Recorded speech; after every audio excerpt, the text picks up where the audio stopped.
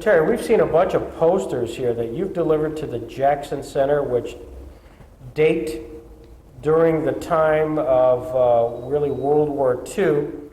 Tell me a little bit about you, Terry Jonethis. When were you born? Where?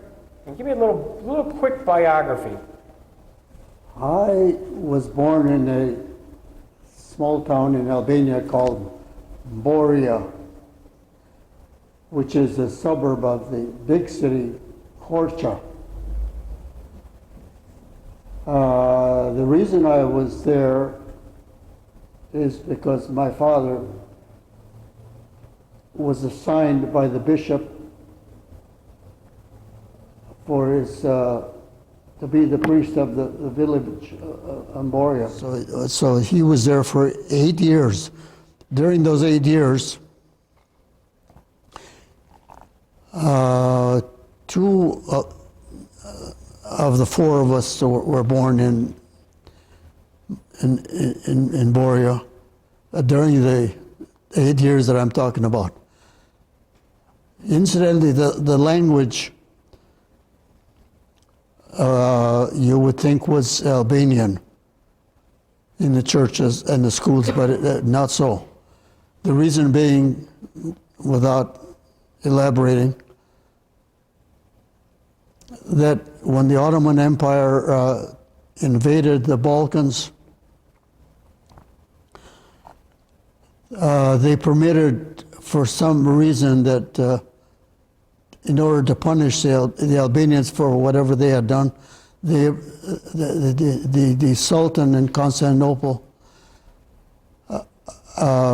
punished Albania by ordering that there shall be no Albanian language in the schools or the churches of Albania, and so it was for many years. So my two older sisters, at the schooling that they had, the schools were all Greek, consequently. When I came around, the situation had improved, so the Albanian schools did start. So I did go to school in an Albanian school my first 4 years. Having been born there, incidentally, ordinarily in the Catholics, you say, well, if your father was a priest, why was he married? Well, in the Orthodox Church, marriage is permitted with the Orthodox, unless you had intention of becoming a bishop. So, when I was about 9, we had completed, my father had completed the first 8 years there, then he was reassigned to a larger community nearer our real village, the other side of the mountain from Boria, and this village was Ocisht, and that's where the other two of our kids were born, in the village of Ocisht. At the age of 9, my father received a letter from Jamestown, the group here having built a church, an Orthodox church, but they had no priest.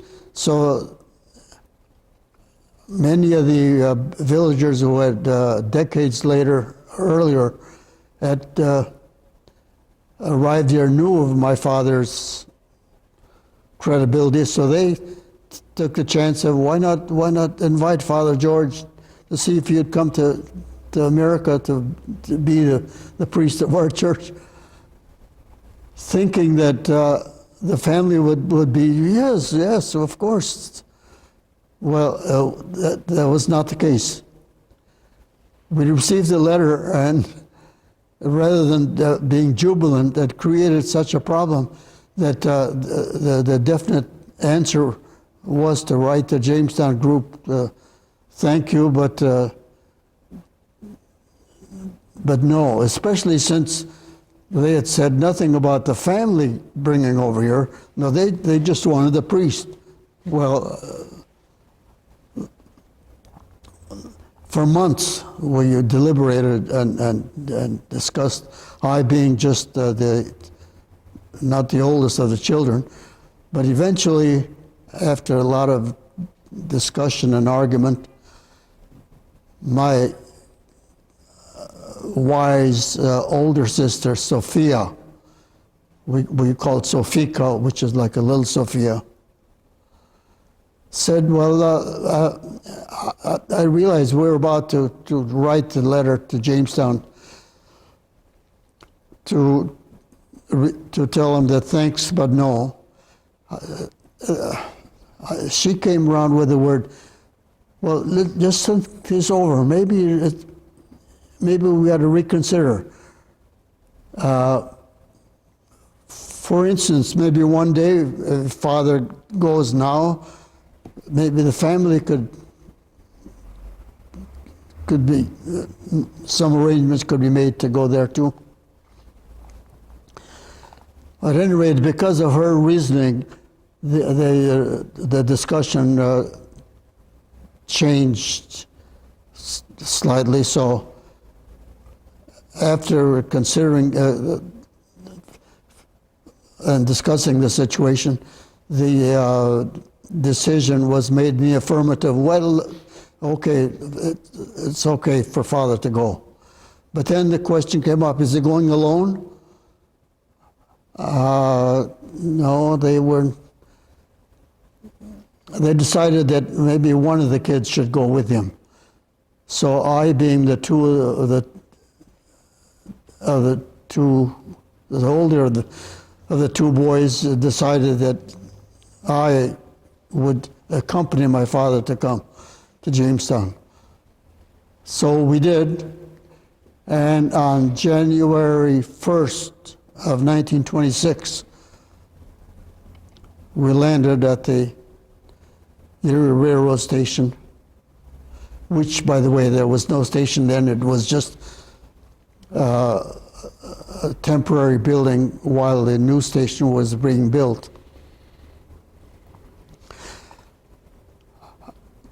The committee met us at the station, and being the 1st of January, that's a holiday for the Orthodox churches. It's St. Basil's Day, always on January 1st. So the bells of the St. Nicholas Church just across the river on top of the hill, we heard, and we were pointed out that that's the bells of the church that you're going to be assigned to a father. So the Cerro boys had it was one of the Albanian families that had a car. They had a Hudson touring car, I think it was. And we all loaded in, and on East 2nd Street, across the bridge, up the Sprague Street Hill, and around the corner, and then up the hill was the St. Nicholas Church, where the liturgy was already in progress.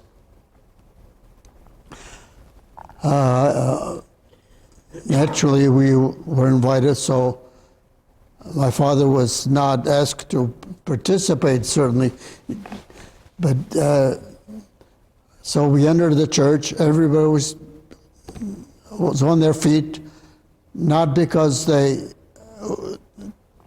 came on their feet to honor us. It was because pews in those days were not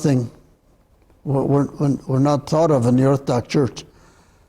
Some of the Protestants had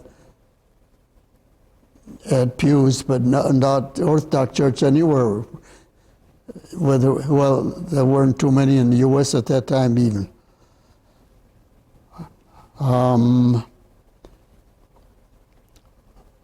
So after the church services, we got acquainted with the group, and then the decision came, what about housing?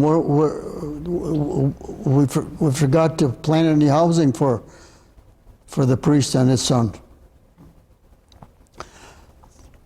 One of our cousins, Peter Serra, raised his hand up. He said, I'm willing to accommodate my probably a second cousin or whatever, or third.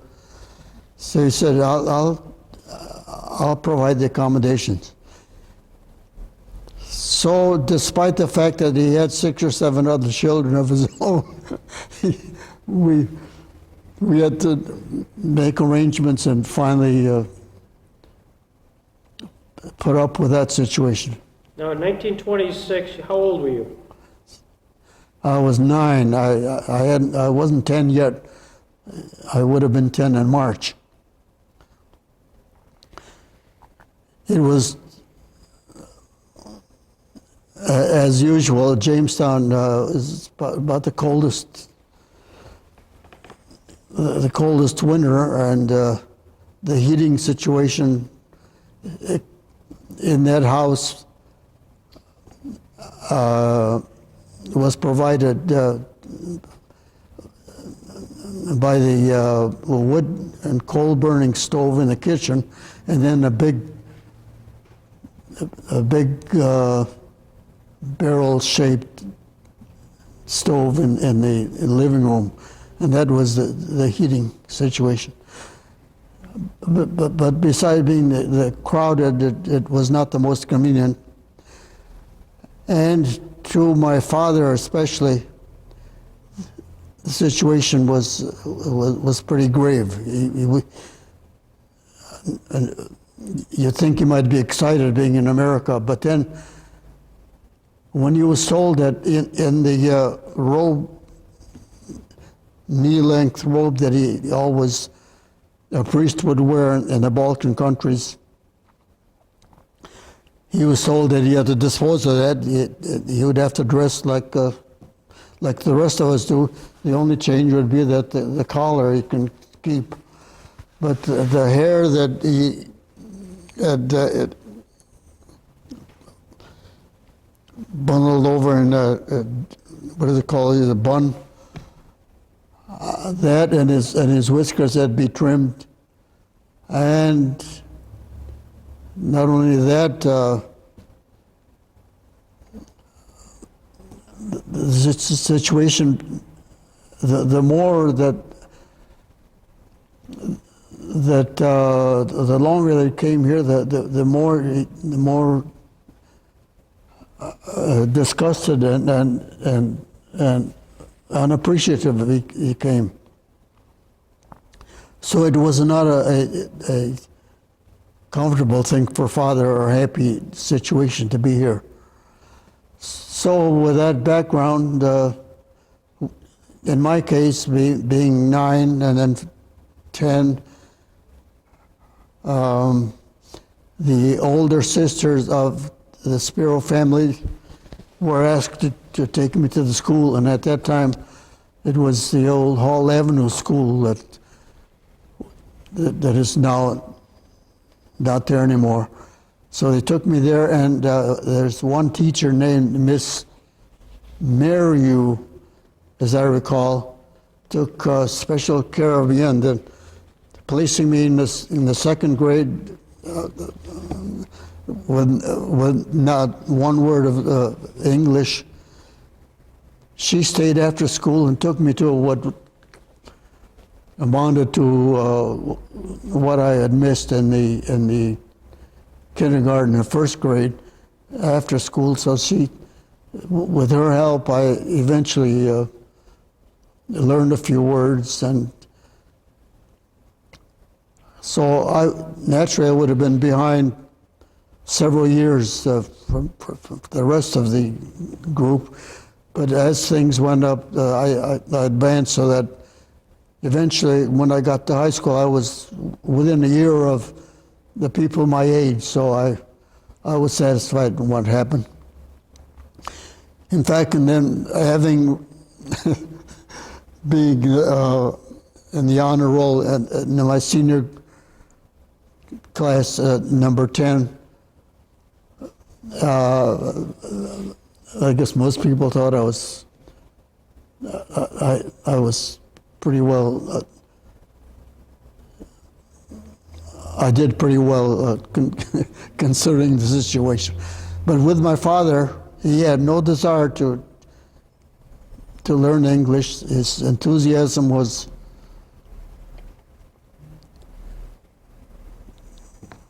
nil. He was so disgusted. If he had the finances, he would gladly have gone back. That's according to him. With me, with my playmates, I usually got acquainted and living just within a block of the Carlson family, your in-laws. I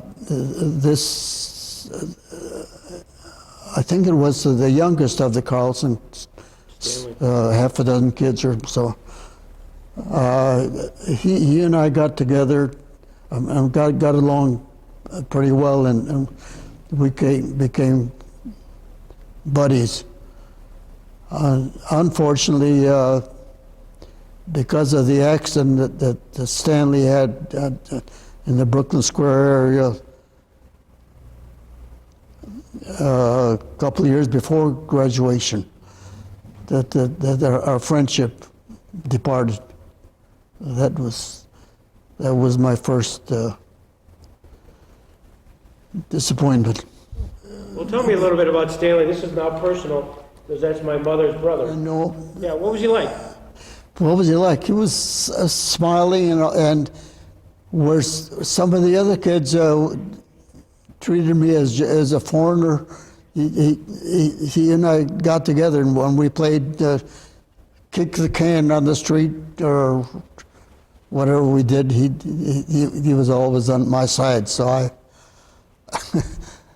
had somebody I depended on. So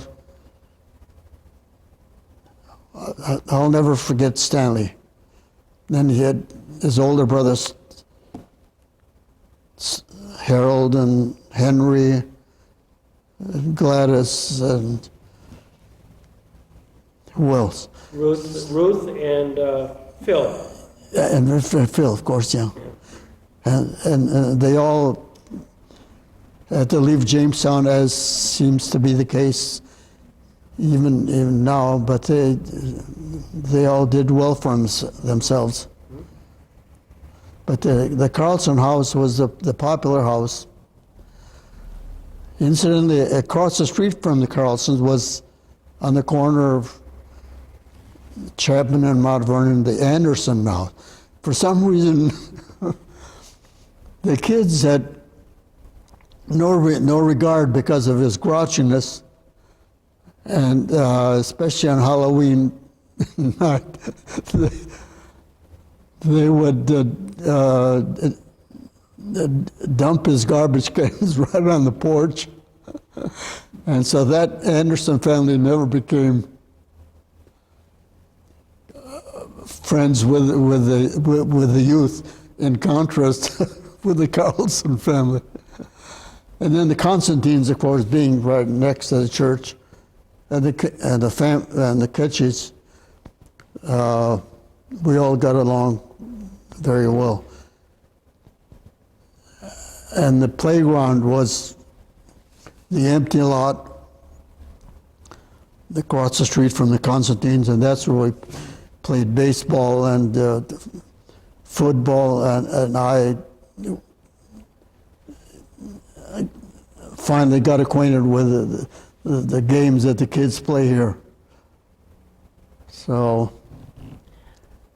How did a guy born in 1916, your birth date is when? What year were you born? 1916. 16. So how did you get into the military? You were pretty old then. That's a good question. Well, having graduated about the same year, or maybe a year older than my mates, my ability in drawing trees and my art classes in the junior high and high school impressed our teacher, Eleanor Himes, in Jamestown. And at the time that I graduated, or even before I graduated, she had always encouraged me to apply for an art school. And she is the one that even took the time to negotiate with the, she thought a Pratt Institute would be the school to go to in New York, or Pratt, or Brooklyn. But came graduation, even though she had made arrangements that I would be attending Pratt right after school, everything was all set except that finances was a stumbling block. And we had to write Pratt and tell them, I'm sorry, but we're going to take off a year or so. After high school in '35, I decided that with my father's salary, we couldn't manage to be going away to college. So we took off a year, and then during that year, we did a lot of work with the Tillotson Furniture Company, whose superintendent was Peter Searle. And he turned out to be one of my backers and helped me and my brother, who 8 years after I got here, he and his family came to join us. So my younger brother and I worked at Tillotson's with permission of the superintendent to come in even nights. The company manufactured radio cabinets for Emerson. And each Emerson cabinet had to have a decal on it. So it was our job after the finishers had gotten to the point where it was ready to be shipped, the decal had to be put on it. So that was a job that was worth a penny for every decal that we put on. And we got to the point where we did it so fast that the word got around that piecework, we were making too much money here. So the price had to be lower. We accumulated enough so that the following year, in 1936, I was able to manage to go to Pratt. Even with a partial scholarship, it was a difficult time, and with my father's salary again, it was not easy. So I got to Pratt. My laundry, I would send in a cardboard box with a label that, when they got home, you just reverse the label and the laundry would come back. So then I had to watch every penny, and in fact, for several years, even during high school, I had kept a diary, and I had to keep track of every dime that I spent. So it was a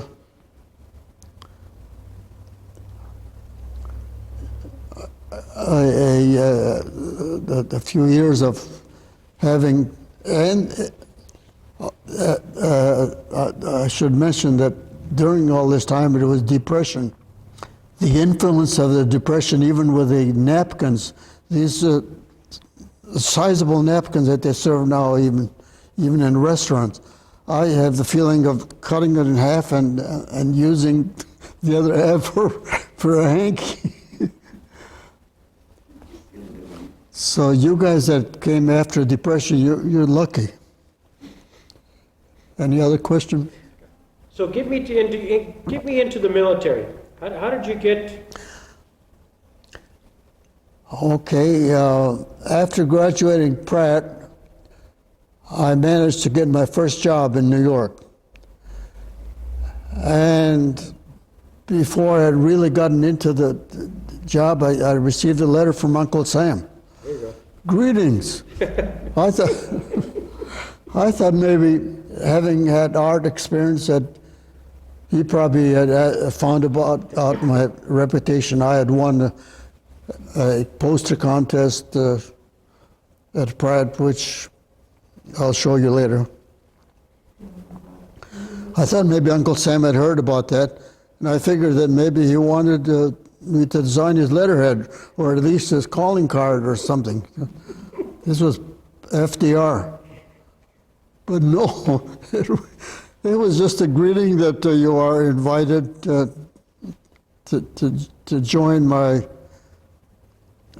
the army, and we've got to help our friends in Europe, and with England being bombarded. All this was not in the letter, of course, but he had reasons for my. So I figured, well, okay. So he did me you think he did me a favor? The first 5 years of one's life right after college, where you'd have a chance to really get somewhere, I had to report to the draft. And this was September 11th, 1941. This was a couple months before Pearl Harbor. Anyway, I couldn't say no to my Uncle Sam, so I ended up at Fort Niagara, my first, and there, previous, I mean, in the months earlier, a couple of my friends from the Jamestown band, where I was a member, had been drafted even earlier than I, like Aaron Anderson, if you remember.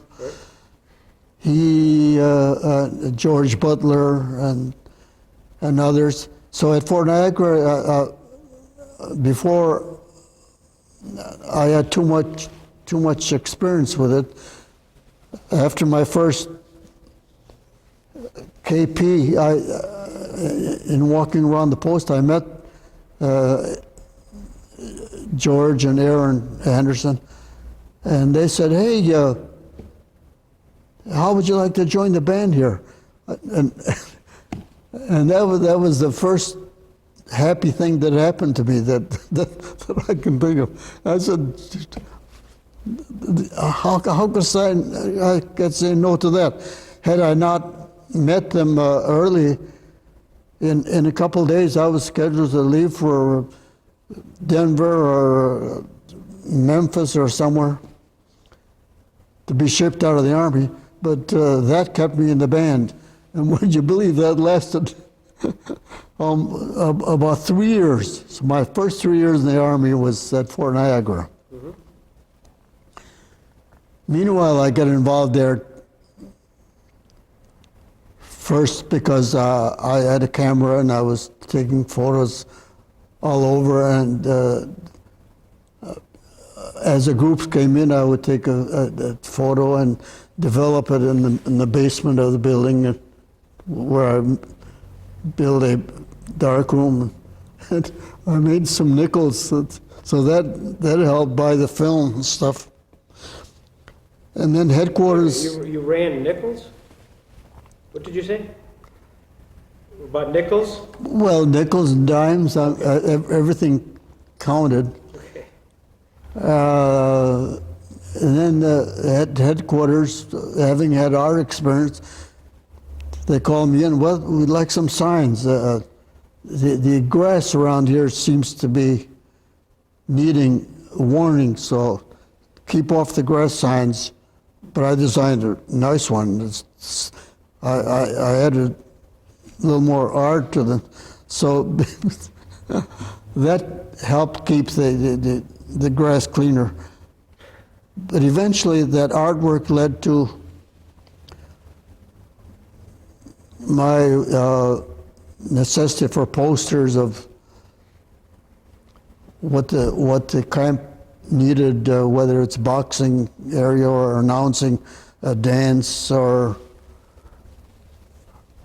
But the big job required was where the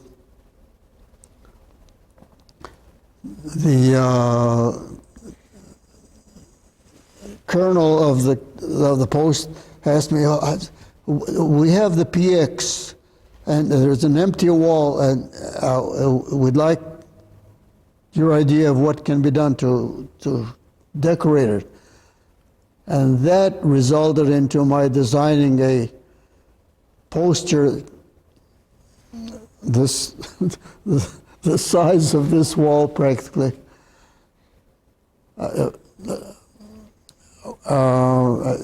And the size of it was about 10 feet high by about 20 feet wide. So they asked me to make a sketch, they approved it, and they gave me the okay to go ahead. This was in addition to my being in the band and a bugler and a photographer and a sign painter. So I kept pretty busy. Historical design that I had depicted Fort Niagara with a ribbon around it that at each portion indicated a high spot in the history of Fort Niagara, having been occupied by the French, the British, and back to the French, and then U.S. again. So, in addition to showing an aerial view of the Fort Niagara, the history of it was quite an accomplishment. It required some research. It ended up that this was not just a one-man job, but there were plenty of recruits, including artists that came through, and I was available to pick out people with art talent to help me. So that was accomplished in a few months. How did you find, at some point you ended up in Europe. What got you over there, Terry? And what was your role? The disappointment, by this time, by the way, I was promoted to a corporal, 2 stripes. Yep. Especially because of the band. However, the band was not authorized by Washington. This was the band that accomplished itself even to the extent where we even gave concerts in Buffalo at the Shays Theater. Came around the wartime, things got so bad that Uncle Sam must have made a decision. Well, what do we do to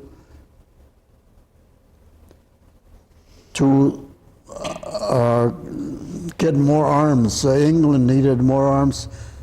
This he figured. So his decision must have been that organizations such as bands, especially unauthorized bands, will be disbanded. That developed into the fact that the band being disbanded, my 2 stripes went back to 1, so I was a PFC again.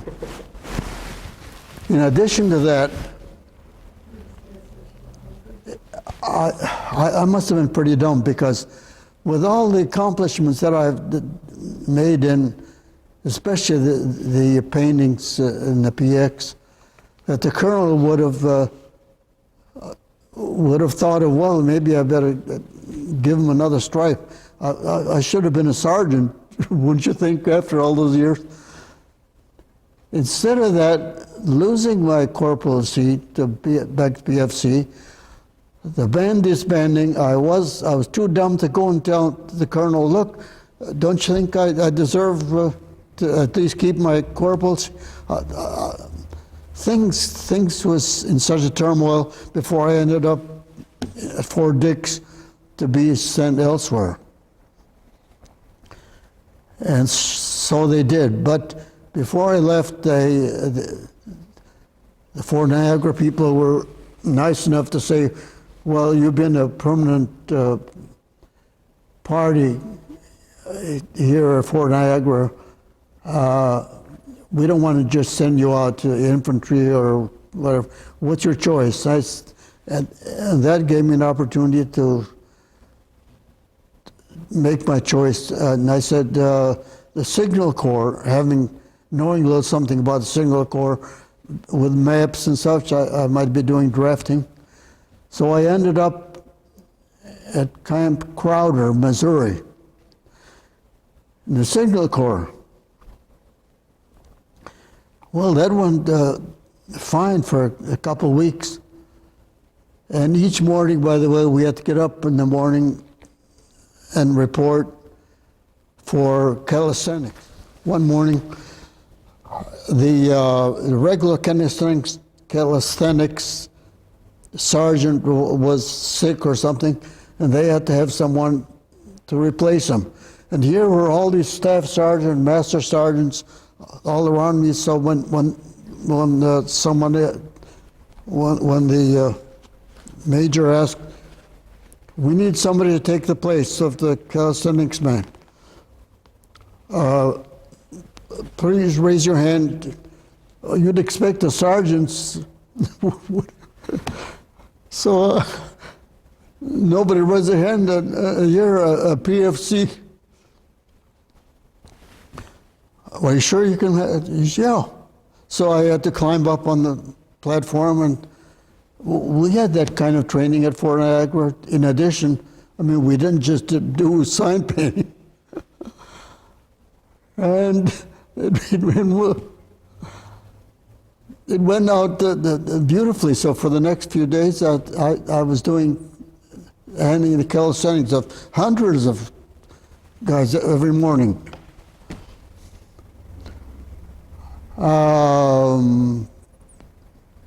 Things in Europe got even worse. Uncle Sam came to his rescue, not mine. And he said, no, we need more infantry guys. So I was on the list to be sent to Camp Maxey, Texas for intense infantry training. Thanks a lot, Sam, Uncle.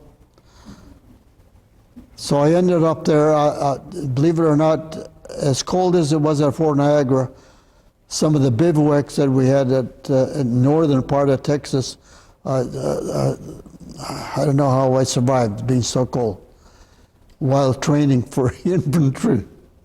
And that, in a few weeks, I was then a trained infantry person. So I was on the train back east.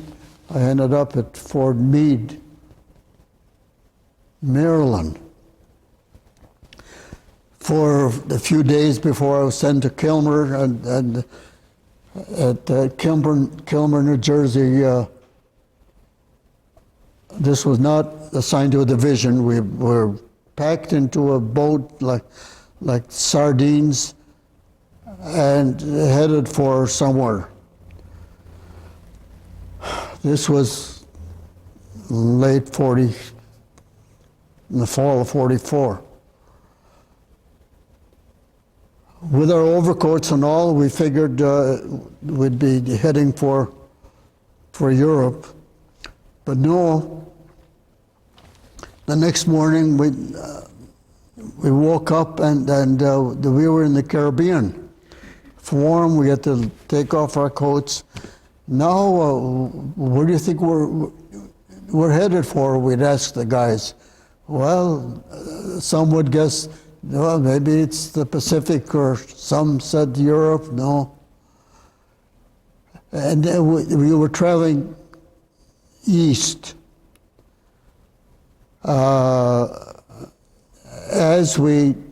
There was no attempt for the boat to be traveling south and to the canal, to the Pacific. Then we decided, well, no, it must be Europe that we're going to. But the guys asked, if we're going to Europe, we should be heading north to England. But the boat was heading east and south, and further east, we ended up in the shores of Africa.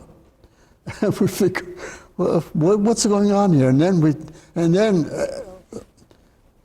the reason to avoid the submarines that the Germans had all over the coast of even in Florida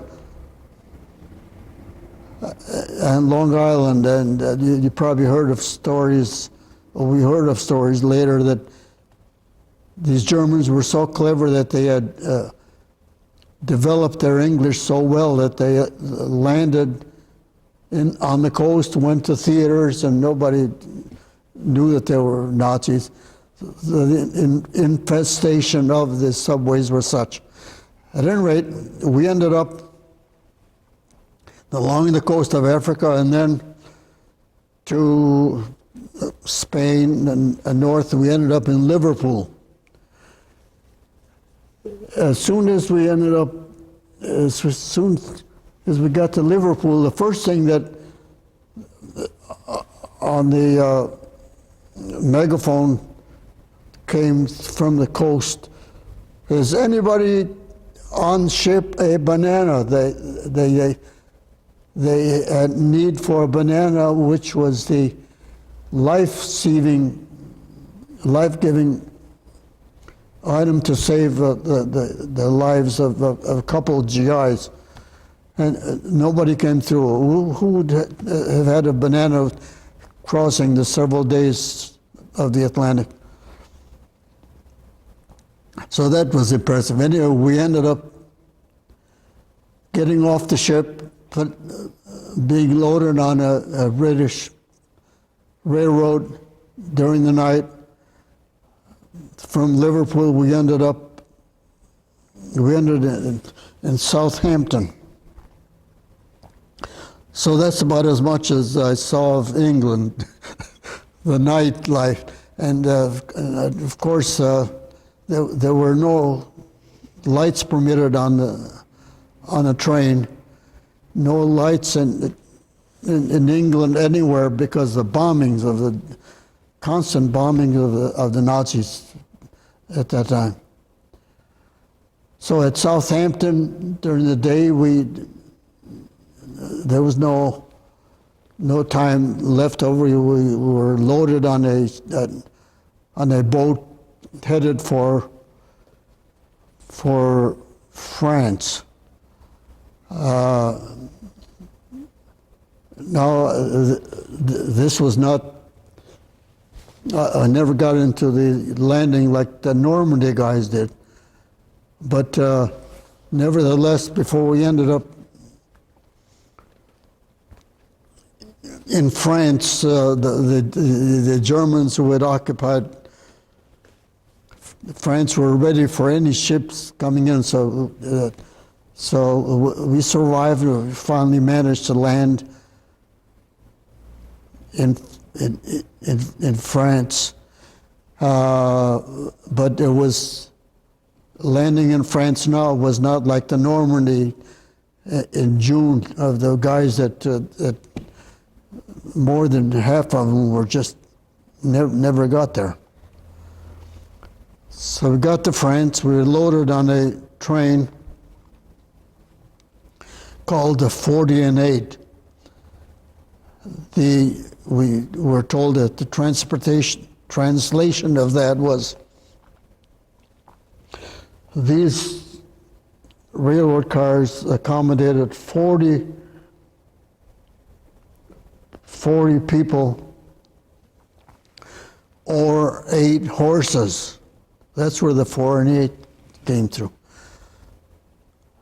It was still cold, freezing. Train headed north towards Belgium. It took several nights before we got there, loaded like sardines. We ended up in Belgium. Short training of arms to make sure that we were refreshed. And it was surprising in Belgium, the few days that we were in Belgium, there were kids walking around town when we were there, hey, asking for chocolate. We always had bars of chocolate. And not only that, they were interested in it, having sisters at home. For if we give them chocolates, they would take us to meet their sisters for entertainment, which I was no mood for that sort of thing. So we were not a part of a division at this time. So we were assigned to replace the missing GIs, those that were either wounded or killed, of the 99th Division, who were scheduled to replace those who were in the who had just completed the bulge experiment. So there I met my buddy George Garden, who was a sturdy guy from California. His parents were Portuguese, but he was, we ended up to be in the same squad, and he turned out to be, with my stature, my protector throughout the rest of the Army. And we had 6 months to go before the war would end in May.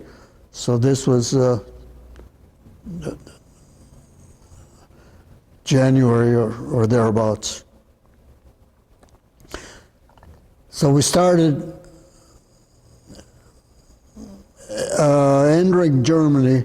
The city of Kassel, I recall, was just about like Nuremberg is here, only even worse.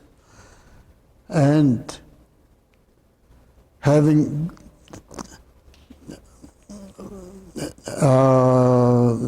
my camera along, by the way, I took pictures of wherever there was a possibility where the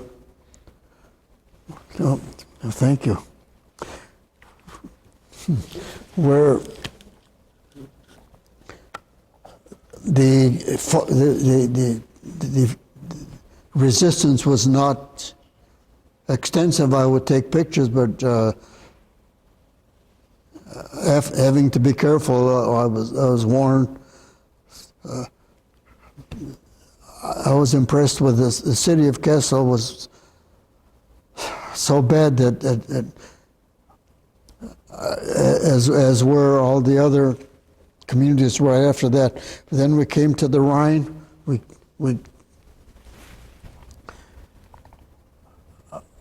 Before we crossed the Rhine,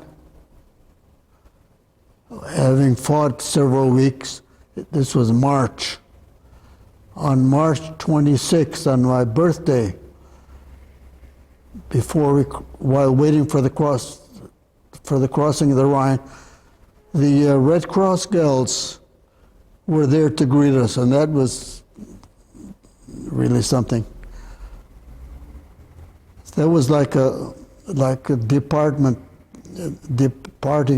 party for us to really go into further into Germany.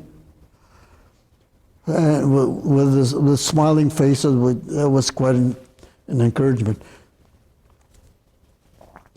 So we put on this, I'm trying to recall the name of the flat boats that we were assigned to end up on the other side of the Rhine River. So we got there like late afternoon. The commanders of our group had warned the civilians that we are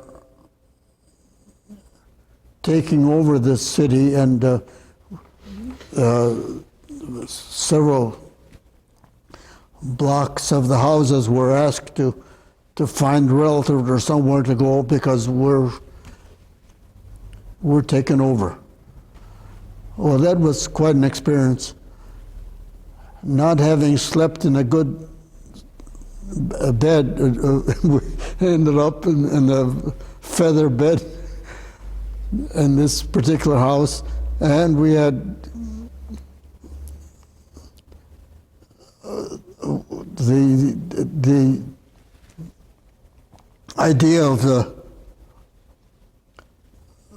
Germans being our enemy, that whatever little items that we saw, like maybe cameras or eggs in the morning, we were there a couple of days. We had one man in our squad from Texas that was able to catch chickens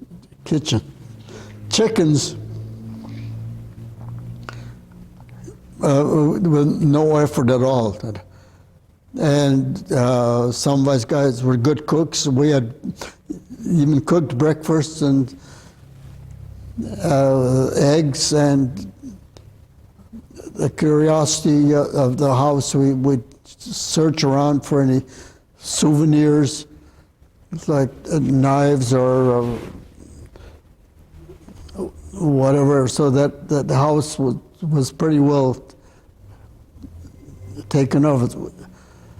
Anyway, that lasted a day or two,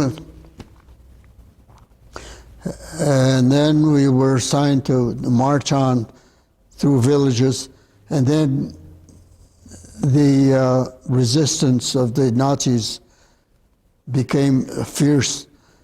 In some cases,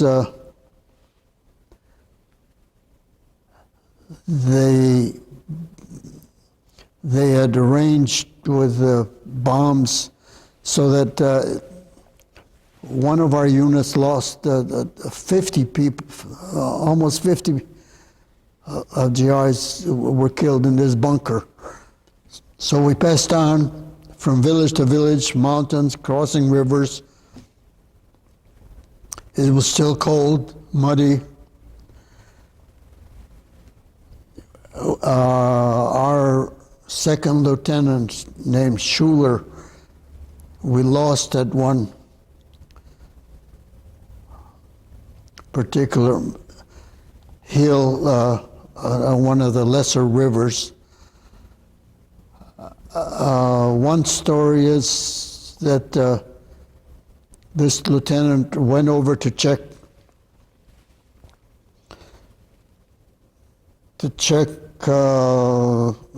maybe he saw a ring or something on his finger, and a sniper caught him and he died. That's the one story. Then the other story was that the sniper that shot him while we were advancing. That story remains one way or the other.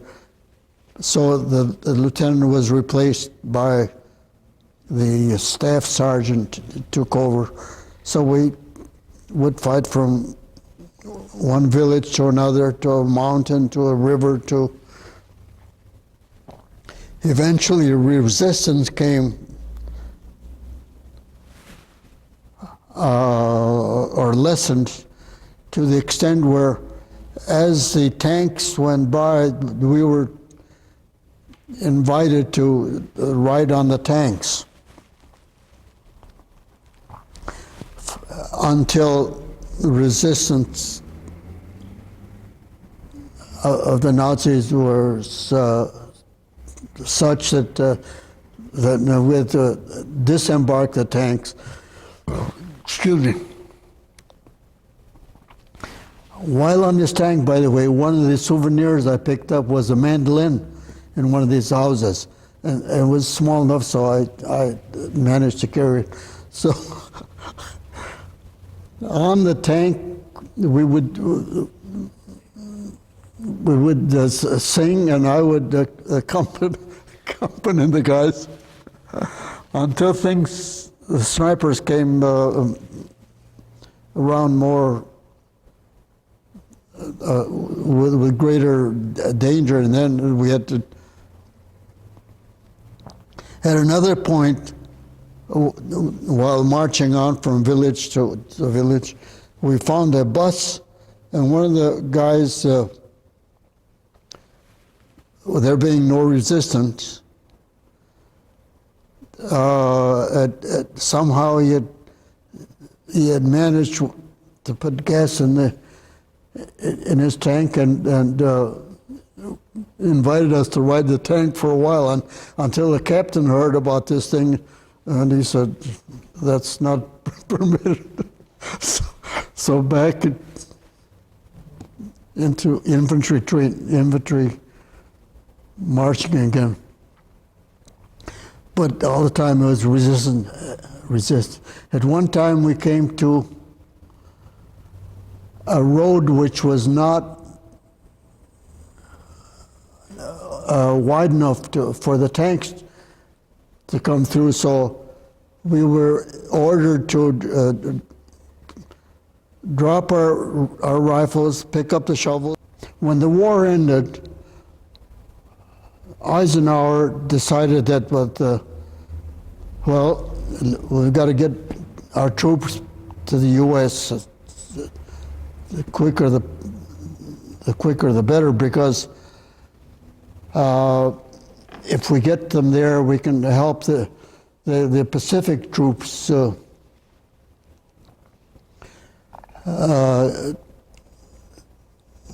defeat the Japs, so we can get the whole war with.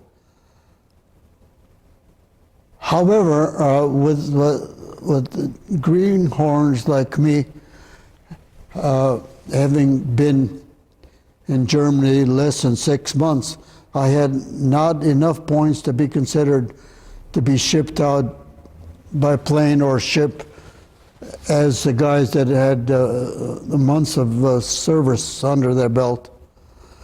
So while Uncle Sam was taking the high point guys that deserved to go back, a lot of us had the opportunity to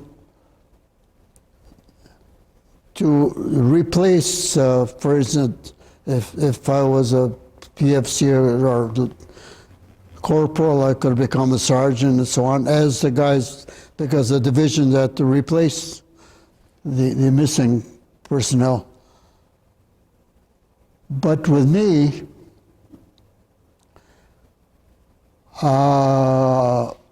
Uncle Sam's inviting us that will be around for a while, invited us to go on vacation if we had relatives in Europe or within anywhere, or Africa, wherever we might have had relatives that we could visit. We were given the privilege of applying for a furlough. And with that, my buddy says, "But gee, Terry, you have a sister in Albania. Why don't you apply for a furlough?" And I told him that the furloughs were given to people who would have relatives in cities where there are U.S. troops that they could go, but in countries where U.S. was not friendly with, like Europe, I know. And then in talking about the situation, he said, who would care? Why don't you tell them that your sister is in Greece, which is right next door to Albania? And that idea was thrown out, but then we said, what the heck? Why don't we apply for furlough? They'll probably won't go through anyway. I sent the furlough. Within a week, the furlough came through. PFC Jonethis is permitted 10 days furlough to visit his sister in Adelphi, Greece, because there were U.S. troops for 10 days, exclusive of travel. Well, that exclusive of travel, where normally you'd say a few days or a week to get there, ended up a couple of months, because the furlough came through. I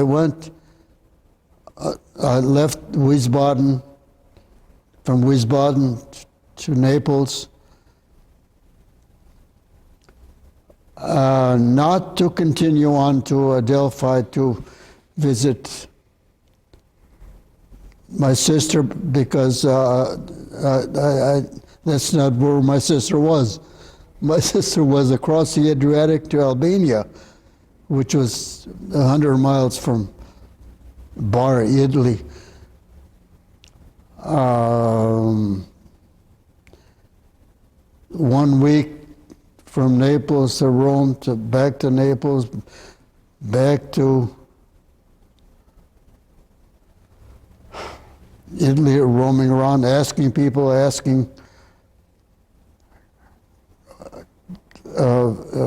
Italian older people, well, is there a way that we could, if we pay somebody with a boat to take us across? He said, you're foolish. But one old Italian guy said, you know, if you're going to Albania, the nearest port to Albania is Bari, the other side of Naples and Rome, and that's where you should go. So I did, and we found out, not only did we find out that there are ways, but not by ship. By Adriatic was pretty dangerous to cross, not only militarily, but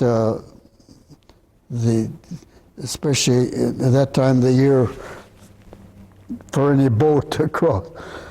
So in Bari, we discovered, in investigating, that there was a British plane that left for every Wednesday morning to go to the British mission in Albania. There where in months earlier there was also an Albanian mission combination. And so every Wednesday morning, knowing that that was the time, I would go to the airport with the jeep of the people that was a U.S. unit in Bari, who, by the way, agreed to take care of my duffel bag with my mandolin and my souvenirs and all. They said, sure, we'll take care of it when we come back. Well, my first effort at the airport, I met the pilot of the British UNRWA plane, and yeah, shoulder, what can we do for you? Yeah, well, I told him I've got a sister across the pond here, and I understand you're going to be there an hour from now. He said, I don't know if I can help you, but let me see your papers. So I showed him my papers. My papers read, Corporal or PFC Jonethis got 10 days to visit his sister in Adelphi, Greece. He says, "What, you're showing me this? Your papers read Greece, and you want me to take her to Albania?" He said, "You want to get me in trouble? Thanks." So I give up. So I stayed a week roaming around Bari, Italy, collecting stuff, not posters.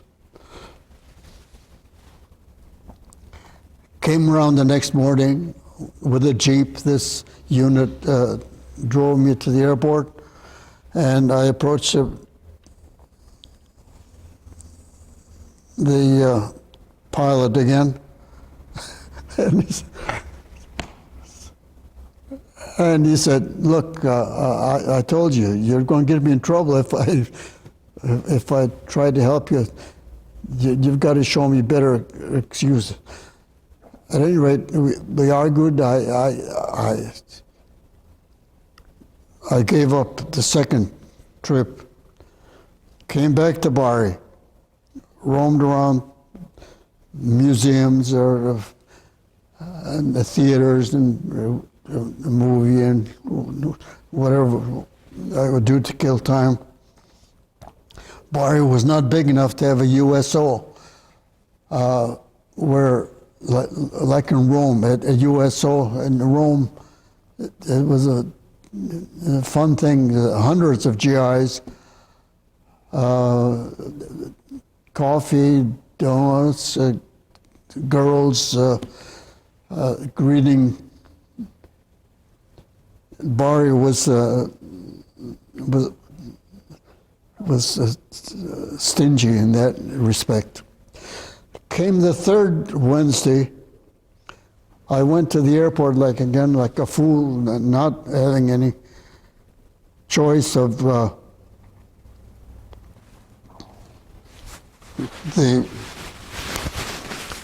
pilot.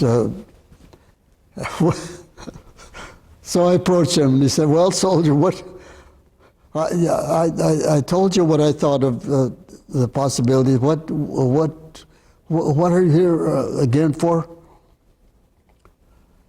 And at this time, I was so disgusted and so feeling that here was my last chance to see my sister. For 20 years, I had not seen my sister, and this guy's going to be there in an hour. And what am I going to do? I guess the tears in my eyes when I approached the pilot, I must have impressed him, because I had reminded him again, "Look, within the hour you're going to be where I am, where I could meet my sister if you would cooperate." And I had the nerve thinking that it might be a way that I would bribe him. I said, "Look,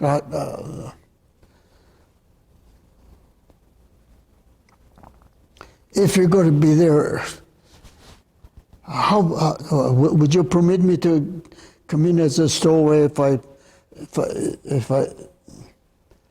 when I mentioned that, he laughed. He walked back away, and after a few steps he came back. I said, "Look, he said, you've got my sympathy." He says, "Okay, well, get in back, but if you should fail me, it'd be your neck." He warned me. So he let me go on back of the ship before the group of 4 or 5 other British guys were to come in to board the plane. And there I was in the baggage area on my knees praying. The other 3 or 4 came in, the pilot got in, and we were off. And within 100 miles or so, whatever it is, crossing the Adriatic, the airport was a few miles from the capital city of Tirana. So the pilot approached the airport hoping to find a slit or an opening in the clouds that he could jump in and land. He went back and forth several times. I guess he realized that his fuel was getting low, and he was warned by his co-pilot that we've got enough. He must have said, "We've got enough fuel to get back to Bari." Whether it was my intense praying or something, eventually, before he decided to go back, he did find a small opening, and that was quite a relief. He came through, and we landed at this Albanian airport. As we landed with my camera, I even took a shot from the window of the plane. Every about maybe 50 yards or so, there were machine gun army, Albanian army guys, security, I suppose. The plane landed. The man with a manifest, knowing how many were coming in, so he checked off the names and so as 1 man, 2, 3, 4. I guess there were 4. And then he was about to go back when he looked up, and here there's another individual there, and in uniform. And he asked, who are you and what? And I had to speak up, and I told him, my apologies. I'm sorry to create this problem, but I snuck in on the plane without the pilot's knowledge at the Bari airport. And here I am, sir. I am a U.S. Army soldier having a sister in Albania that I haven't seen for 20 years, and I beg of you to permit me to visit her. And he didn't know what to do. He said, "You come with me." So into the office room with the secretary. I wait, twiddling my thumbs. U.S. not being in friendly terms with Albania, they were at each other's throat, as I recall, and posters anti-U.S. all over the place. You can imagine how I felt. Well, meanwhile,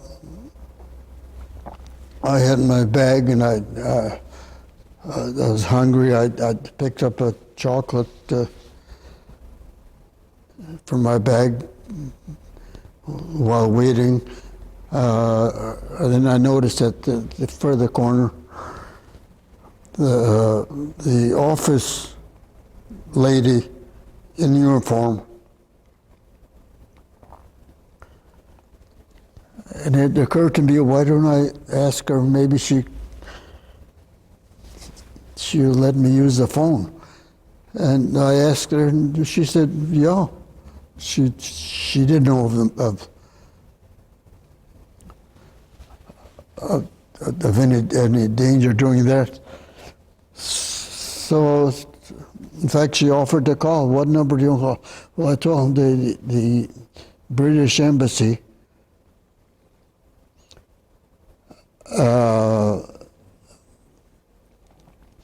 Which either neighbors or combined with the Albanian embassy that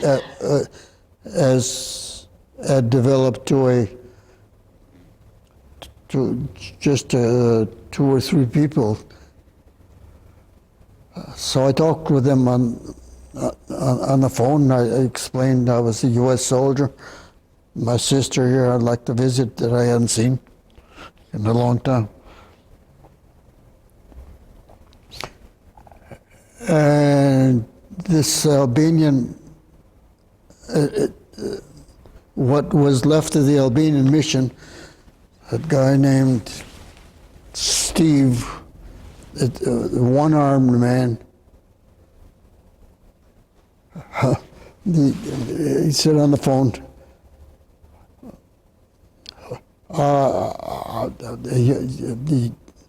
he bawled me out and he says,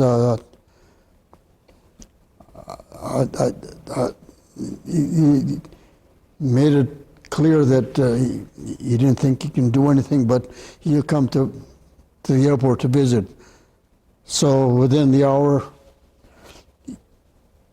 he came in. I showed him my papers,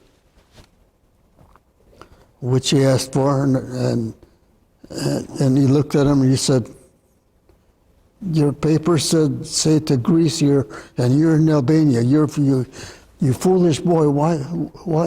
Why do you take chances like this?" Further bawling out. And look, he said, all I can do is, I still got friends, even in the military in Albania. I'll go back and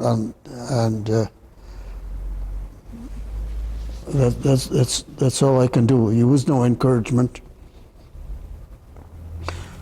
So he went back. Meanwhile, I twiddling my thumbs. I'll wait and wait. Eventually, he called the office and asked to talk with me, and he said, "I think that there's a possibility that you might go." So he came back, picked me up, and on the way over, he said, "You got any money if I take you to the hotel?" I said, "Sir, I've got Albania, I've got Italian money and German money."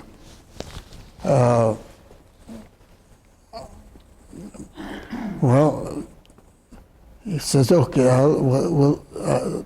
my friends at the hotel, we'll see if we can arrange." So he took me to the hotel so we can stay overnight It was dark.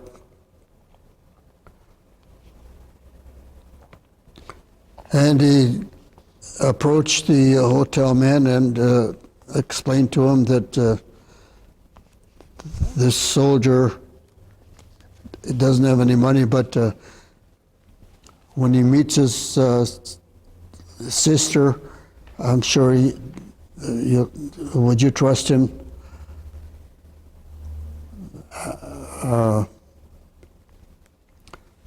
So the manager said, yeah, okay. So he showed me the room, and then you said, take it from there. The bank in the morning is closed because whatever holiday was. But he said,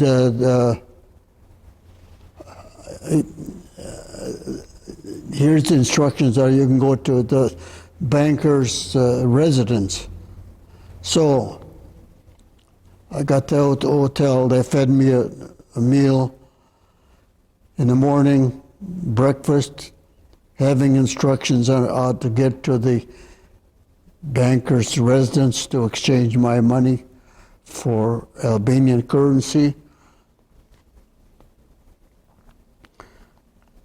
Everything went about okay. So after breakfast, then I proceeded on the road to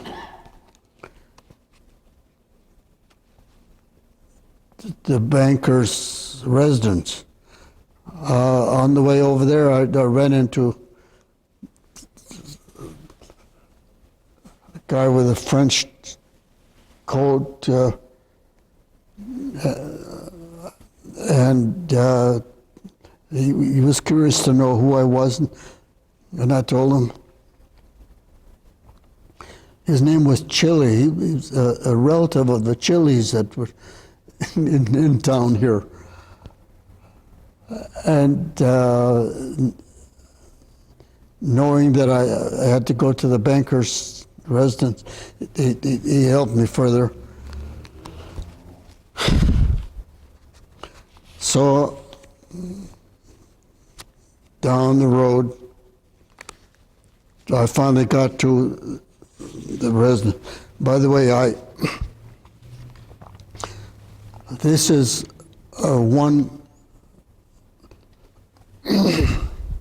it's a sample of the money, of the German money that I had.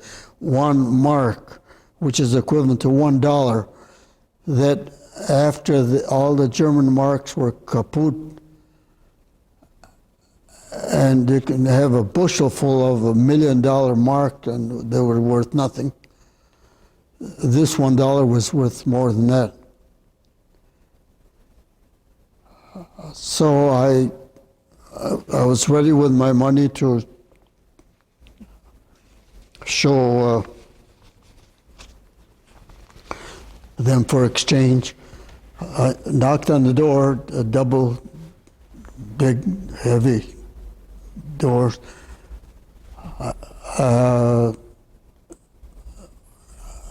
No answer. I knocked on the door again, and then I heard a woman's voice saying something. Then she came in to the door, opened the door partly, and asked who I was. And I told him, I'm an American soldier, but I managed to come here, to get here to visit my sister. And I need money, so I have bus fare to get to where my sister is in the Korcha area, which was a 5 or 6 hour drive. And she said, but by the way, who is your sister? My sister is Sofika in the village of Ochish near Korch. And she thought for a minute, what's your name? And I told him, are you Father George's son? she couldn't believe that. Yes. Well, she and her husband were originally from our village in Ochish. Your family and Father George, they at one time were friends. And that was unbelievable. So she called her husband, Nico, come, and he came down, and I told him the story too, and they said that your father, we knew this had been more than 20 years. And we were friends. He says, have you seen your sister yet? I couldn't understand it. I couldn't understand what she was saying. I thought I told you that my sisters, I have to, 5 or 6 hours away, I need the money to exchange for a bus fare to get to see her. She said, did you know that your sister is here in the city of Tirana? 4 years or so earlier, my sister's husband and their family had moved to the city of Tirana they were operating a restaurant. Then they said, you wait here, I'm going to the mission where they were friends, and they came over with a Jeep, and he says, they'll take you to your sisters. Can you beat that? We forgot about the money exchange, and would you believe the Jeep, having been instructed the area where my sister was, rumbled through the narrow road, older parts of Tirana, and before we knew it, we got there, and the doors were open. I was about to get out of the Jeep with my duffel bag and ready to step out.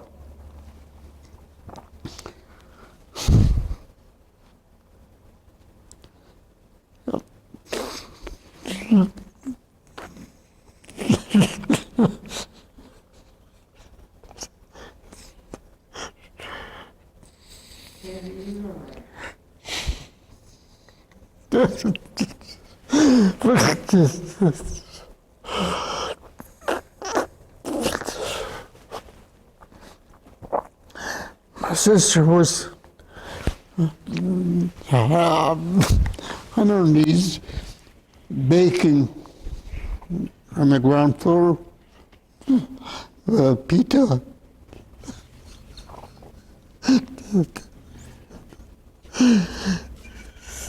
Okay, you've gone through this here.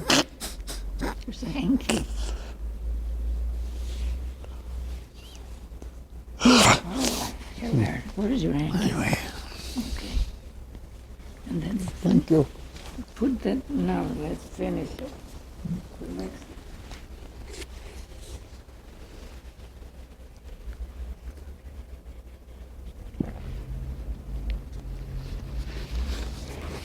Here we are.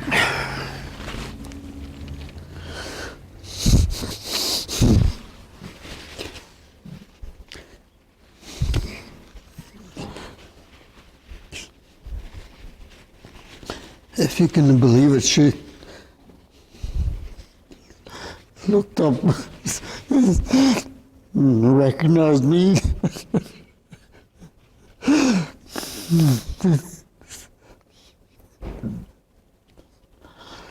So Tiraki, she said that she read to their arms.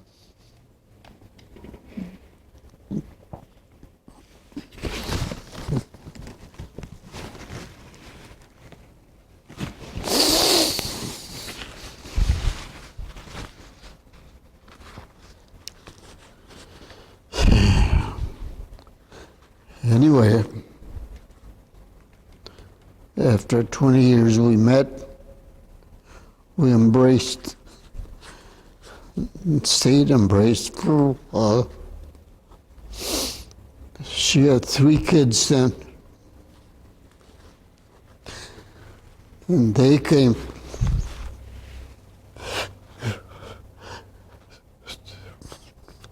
to meet their unknown Uncle Terry.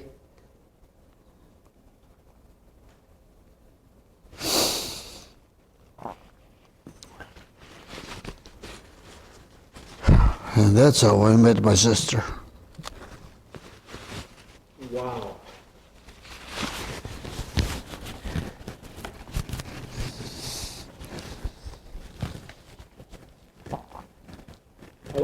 How long did you stay there?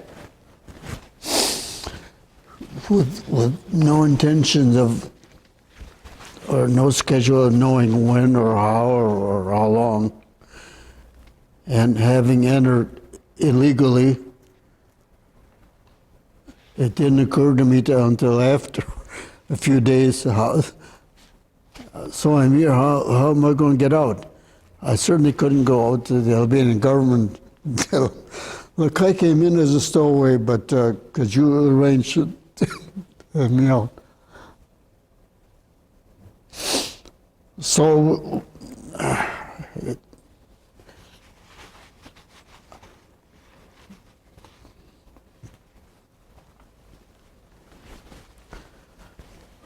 at any rate, that was not my worry of getting out. I was too busy enjoying the 20 years that I missed my favorite sister.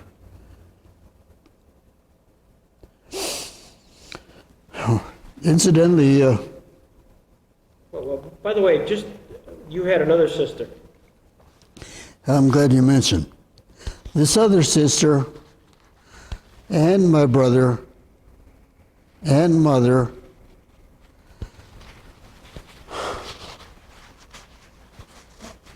after 8 years of father and I alone putting up in Jamestown, managed to borrow enough money to have them come to the U.S. with intentions of the whole family coming. But my sister Sofika was the one that became ineligible because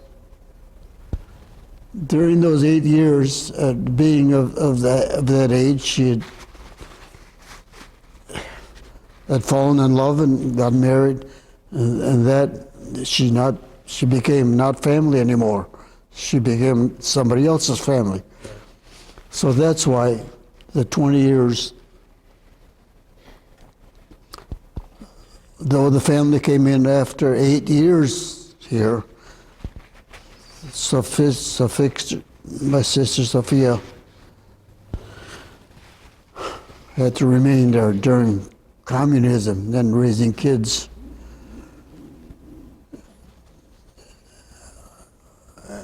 And in 91, was 81? When we visited, we told you about one of our kids, now a staunch communist, and he, in the several days that I was there, would not even be willing to get into picture with the group for fear that his authorities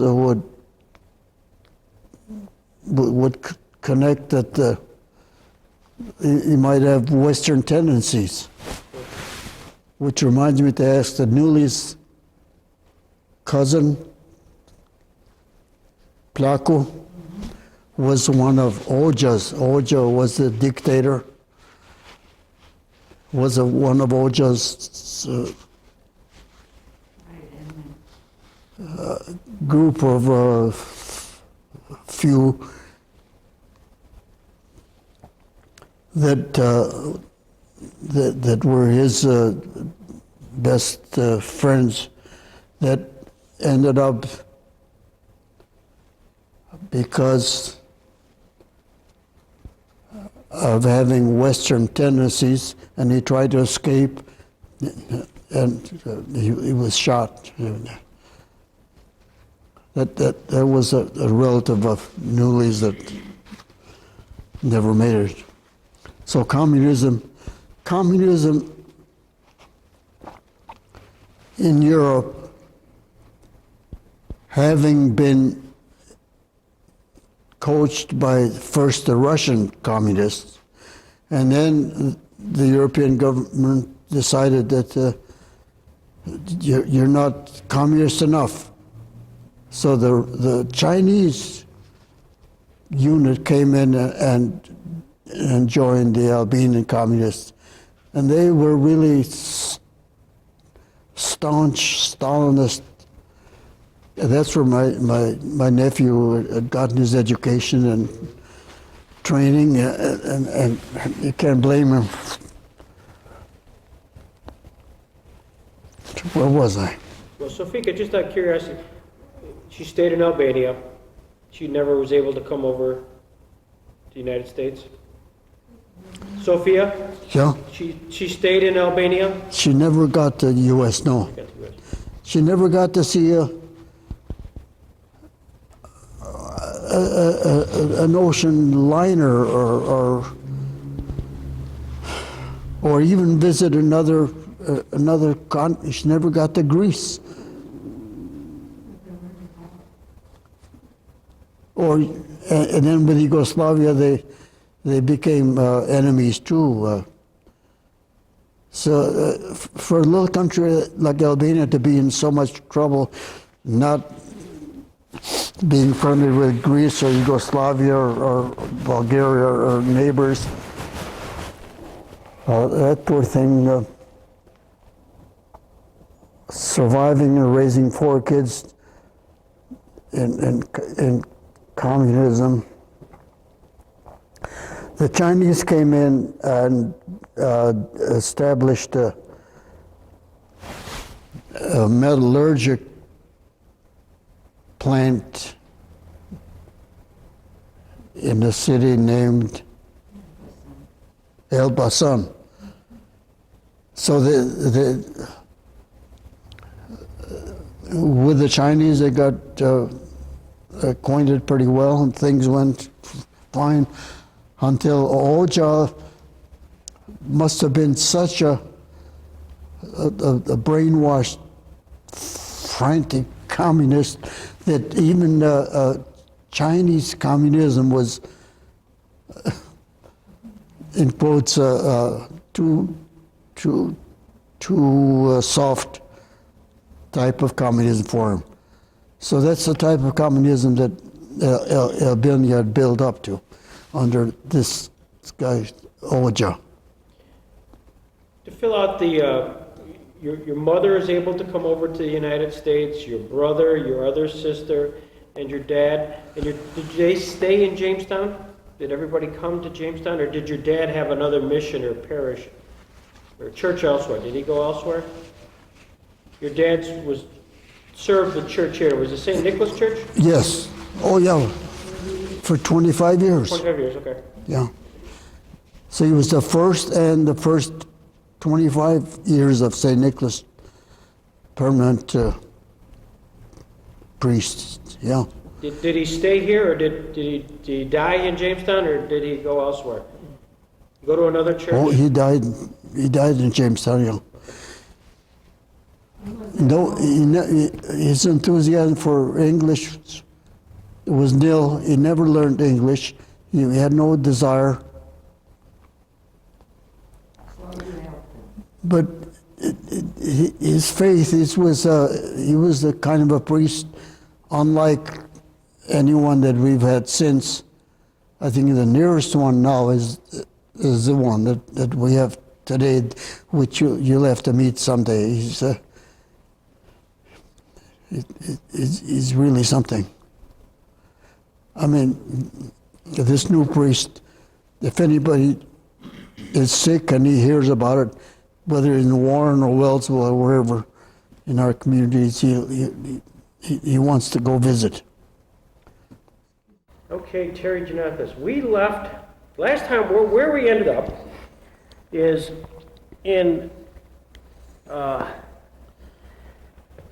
Albania. You had just, met up with your sister, and you had that reunion in Albania, having snuck in to the country, having convinced the pilot to get you there.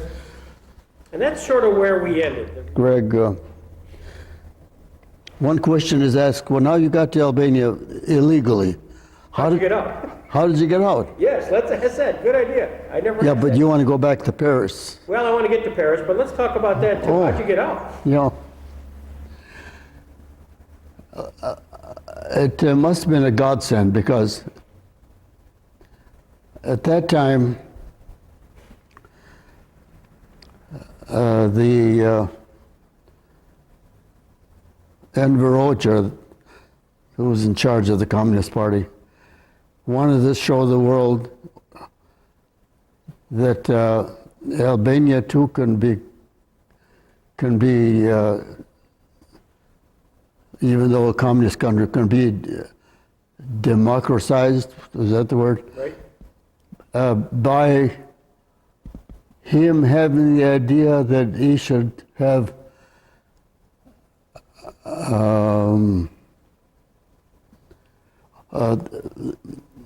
the voting. It was a time to be voting, Greg. Mm-hmm. And he announced to the world that inviting all the correspondents and writers, whoever was interested, to come and witness the first democratic voting in the country. Mm-hmm. And this would be the first time. And for that reason, this particular announcement drew dozens of correspondents from all over. And it happened to be that period that at the end of what I was hoping that after visiting my sister, I was anxious to get back home. How do I get back home? It occurred to me that the thing to do is knowing that these correspondents were at the hotel, why not stop in to visit them and ask them my question, do they have any, which I did. I stopped there, I met one of the trench coat guys, and he happened to be a Baltimore Sun correspondent, and approached him and told him my problems and asked him if he knew of any. And he looked at me and he felt sorry for me. He said, gee, I wish I could help you. I don't know of anybody else here that could help, but sorry, thanks. And he was busy. He walked away. A few steps, he came back. He said, wait, I've got an idea. Why don't you come here tomorrow morning?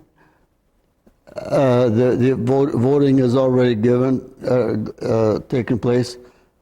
We're headed back we're flying back to Bari tomorrow morning. You being in U.S. uniform, who's going to question that you are not one of the correspondents? So that's what happened. I got back to Bari where I started from stowing away into the. So I think there must have been help somewhere else upstairs that created these steps that rescued me when I need rescue. Well, let's just go downstairs. We're going to be setting up this wonderful Terry Jonethis exhibit of posters. Jim showed me the improvements there. So it's amazing. And everybody's going to ask me to say, how did Terry Jonethis get those posters? How did that happen? Okay. As I mentioned earlier, I got back to Bari, Italy. From there, I still have my furlough papers. That's all I needed for fare to any U.S. plane that was flying anywhere around Europe at that time. So I flew to Rome, then from Rome to Marseille, and then from Marseille to Paris. I reported to Paris as instructed, and sure enough, they said yes, they'll accept my name and put me on my list. And when there is available transportation, we've got your number here and your address, so we'll call you. Meantime, you will be staying at the village a few miles outside of Paris. Good. I had no other choice. So I waited several days, no call, turned out to weeks.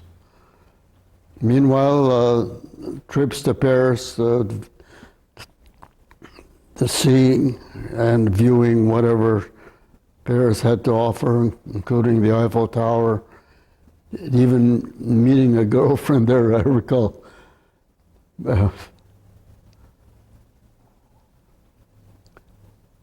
And back and forth to my village, back the next morning, and it got monotonous, waiting to hear.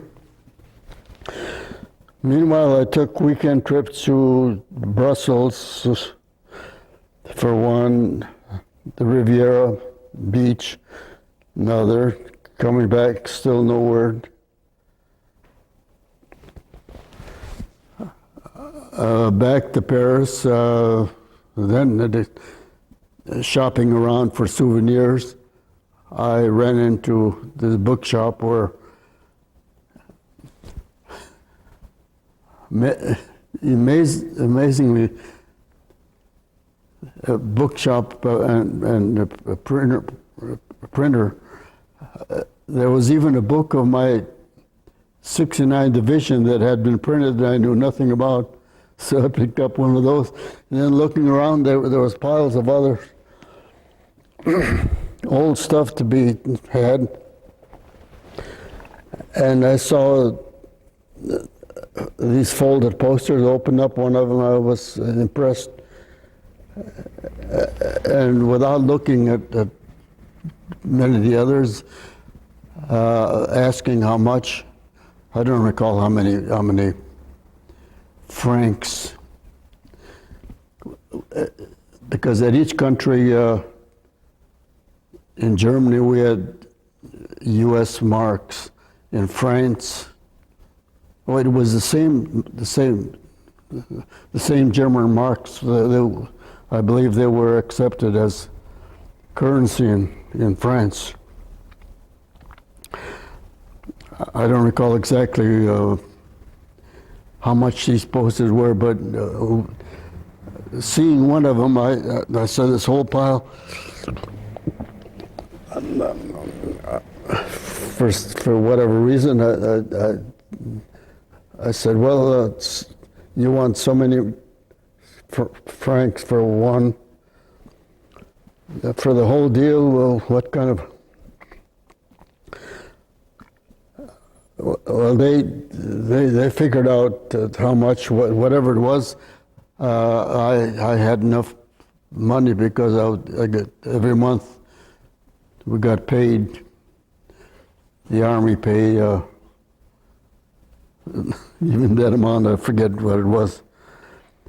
But I had enough to, and they were willing to dispose of this whole pile for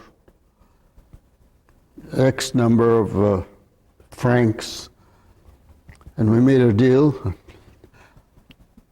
And I brought him back to the house and packed him in a package, showed him to the lieutenant in charge, because every package that you mailed back home had to be authorized by an officer, and he had to sign for him.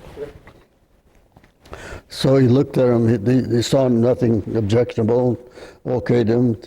I packed him, I mailed him home. And they got here, and months later, when I got back home, I glanced at them and parked them in the garage. Later, we moved in the attic, and that's where they were stored until when we were in business here with Jonethis Larson. We had a staff of more than a dozen, including 2 photographers. So it occurred to me one night, well, these posters that I had looked at, why don't we, talking with a photographer, some evening, would he mind coming in and photograph him? And he was willing. I bought him dinner with his wife,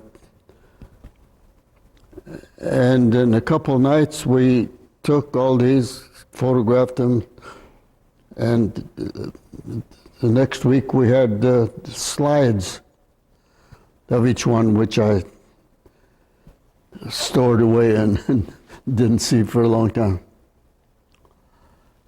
So, any other question? What impressed you when you looked at you're in Paris and you're in this bookstore and you open up the first poster and you see, what is it when you looked at it that impressed you? Because your background is really graphic design. I mean, you were educated in that area. Exactly. As a matter of fact, the years that I've spent at Pratt, I had the opportunity of entering a contest that was sponsored by what's the big college in Vermont, I believe, that's noted for its skiing. Burlington, probably. Near Burlington, Vermont. Isn't that something? Dartmouth. Dartmouth, of course. So I entered this contest sponsored by Dartmouth, and many, well, all the art schools and colleges in the country must have entered, because it's an annual for the annual whatever the heading was, and I entered it, and it surprisingly in a few weeks the announcement came that Corporal Terry Jonethis, first prize. That to me was, I mean, we had top artists, this was my senior year at Pratt, that competed, and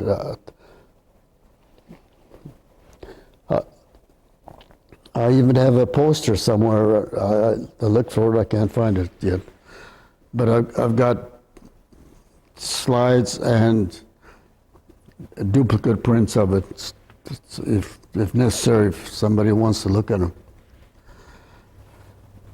And having a taste for those, for poster,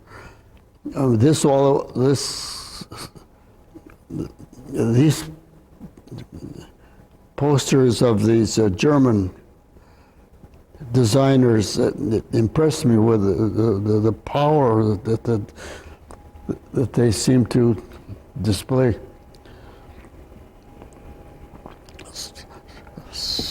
So I guess that must have been the reason why I was attracted to them, and I figured, well, if they were available, why not?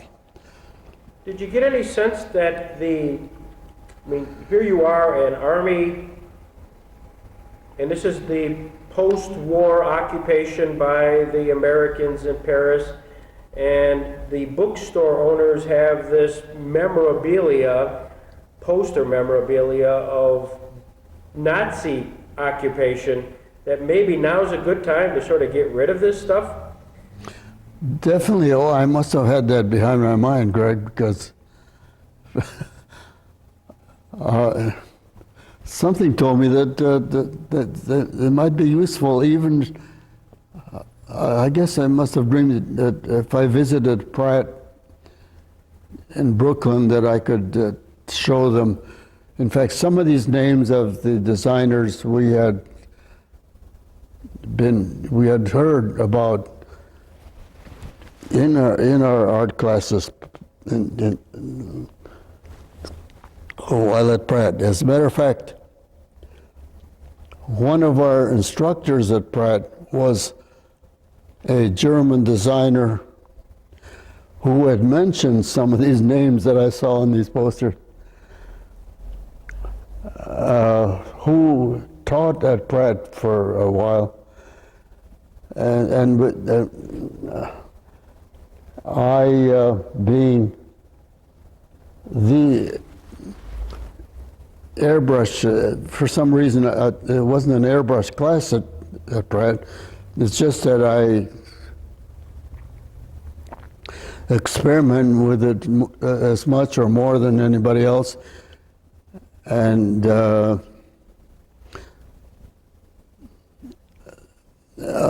became pretty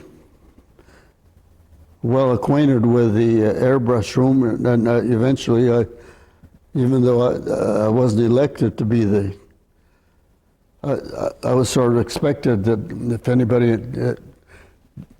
had any question on airbrushing, that I had the most experience. So because of that, and this instructor, whose name was Will Burton, B-U-R-T-I-N,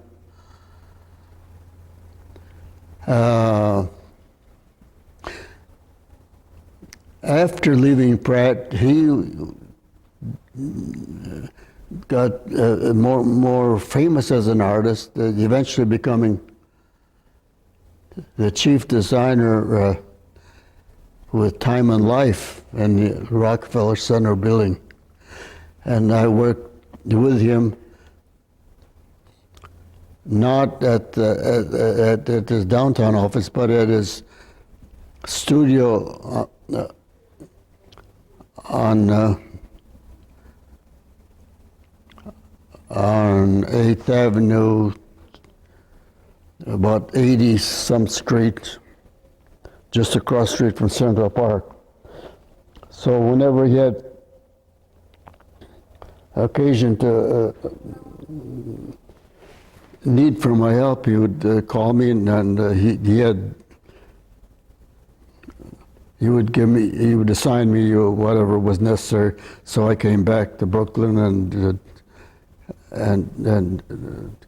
tried to do whatever he wanted, and we got That's how I got to be good friends with a German designer that might have been an influence from my meandering around Paris, which ended up accumulating these posters. Also, one of the things you accumulated and dropped off here the other day was that, I guess the best way to describe it is a silk photograph of Hitler. You know, with a photograph image. And Yeah, I recall giving you that, and I'm trying to think of where I picked that up. It's phenomenal. It's, You know, I'm glad you were impressed with it, because after I gave it to you, I said to myself, why should I give that to Greg? I should have kept it. yeah, well, you can take it back, but we're gonna display it for a while, and because then we're trying to do both sides, so you can see the image on the other side. It's phenomenal. Yeah, that's an unusual thing, isn't it? Oh, I absolutely. Never seen anything like it. Yeah, I'm glad to hear that you noticed it. Oh yeah, I've never seen anything like it. So we're going to try to frame it so that you can literally see both glass on both sides. So otherwise, you don't get the full impression of how unique that. And I've used the term. It's my term, silk photograph, because it's on a. It's not on paper. It's clearly on a. You know, silk handkerchief type of thing, and it's phenomenal. Yeah, well, thank you. I've never seen anything like it. Well, we're gonna have a lot of fun here on the 27th. We'll have it all up, and you've selected the posters for us, and you've worked with Ron Healy at Frame Masters, and come December 27th, I guess it's at 10 o'clock. Your kids will be here, and we'll have some fun showcase unveiling the Terry Jonethis collection. Well, I appreciate your willingness to advance that date to 27th, because I've got a good reason for the 28th not being as well. Well, this is very exciting for the Jackson Center, because as we sit in this Kappa Theater and we see the photographs around us here, I am sure next year people will be equally excited to go downstairs and see the posters of Terry Jonethis around. This will be a reason to come to this place, and it's going to really appeal to a generation, which is your generation, the World War II generation, because it's a life and times of Europe. You know, you can see go to places and see posters that the United States created, you know, kind of support the war. But you got something which I think is pretty unique. You know, what was Europe? And especially Europe, when the Nazis occupied Paris. What did this all look like? Because here you got the strong image of the Nazi helmets and that, and you've got Gay Paris saying life is okay under that, right? I mean, that's the image. It's propaganda. Even the Jap flag included. Exactly. And you've got one of the posters simply talks about the location of this place as the Avenue of the Italians. Yes, I recall. Yeah. Now, I'm sure that's not there today. But that was part of the Axis power, and the Germans were supporting the Italians, and it's wonderful. I'm very excited about it, and this will be a reason to come to the Jackson Center, and the name Terry Jonethis will be part of that. I can't believe this. This happening to a collection that I just casually collected,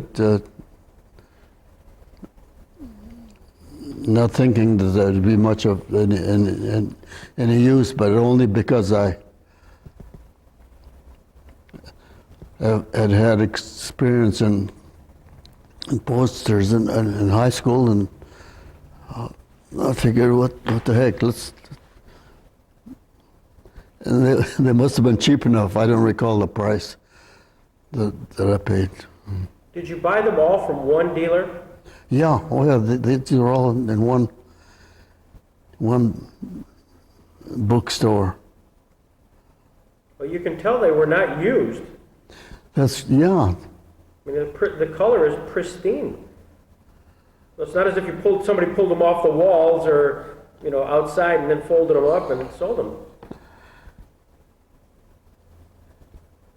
Yeah, I can't visualize how in France that these were displayed for what purpose or for what, but evidently the posters must have had their use in the pre-war, and these were remnants that whoever had them couldn't visualize any use for them in the future. So somebody had pushed me into the place to rescue them. It was meant to be. And we're the beneficiaries. Thank you. When did you finally muster out from the Army?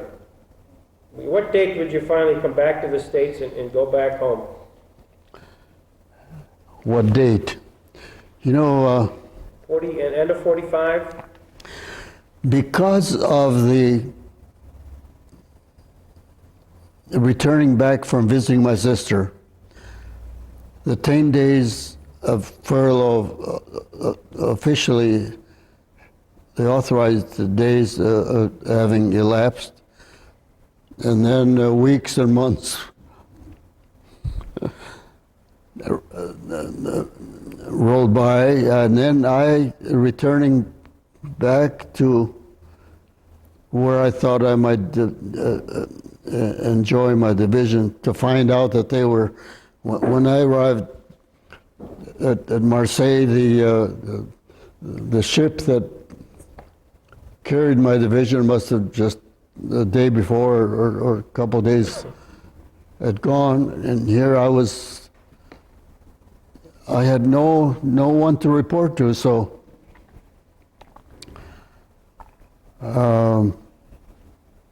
Excuse me, Terry. so because of this delay, missing my division, the reporting, and then finding out that just have to wait for my ship to come in. Meanwhile, my buddies and the rest of the division had already been shipped out. So I had all this time to waste to roam around, and this created the roaming that brought me into the place where I managed to get these posters. Does that answer your question, or did I? Well, finally, you ended up back in the States. Well, about when did you end up back in the United States? Was it? Oh, finally. Expecting only a few days or a few weeks before they would find transportation for me. It went for almost a couple of months. Finally, the word came that yes, there's a small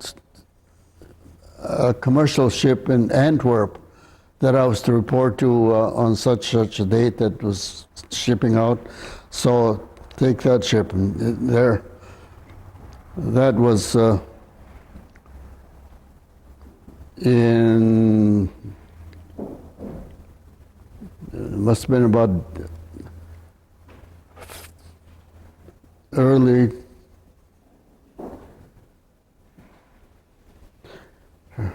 January. Must be January of 46, probably. No, it must have been December, because I was discharged at Fort Dix on this ship from Antwerp, which, by the way, had a crew of about 6 or 7, and there were about half a dozen of us GIs that joined them, and it took about 20-some days to cross the Atlantic to end. in on in whatever port is in New York. Then at Fort Dix, I was discharged and given my pay that I had coming, and as well as the $15, $12 or $15 or whatever it took for the Erie train that I boarded in Jersey and dropped me off in Jamestown the next morning, which was January.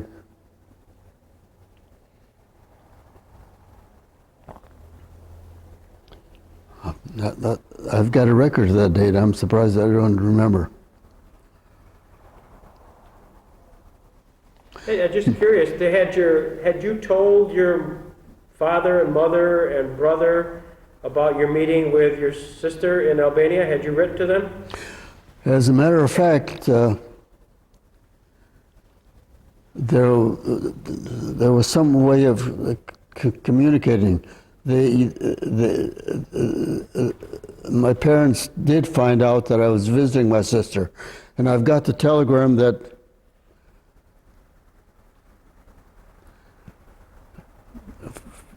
from my sister in Albania that said that my brother came in, and I'll have to show you that I've saved the telegram itself. Terrific.